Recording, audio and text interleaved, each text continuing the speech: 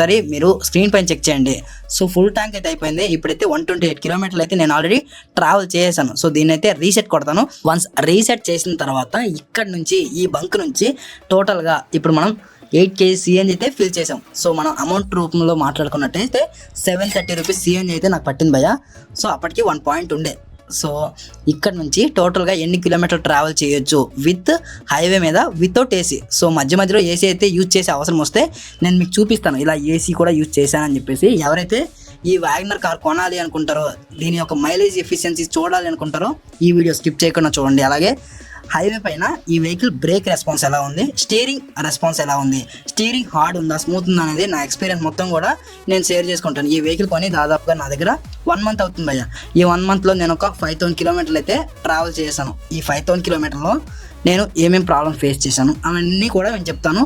So video skip చేయకుండా అన్ని వరకు చూస్తే సరిపోతుంది.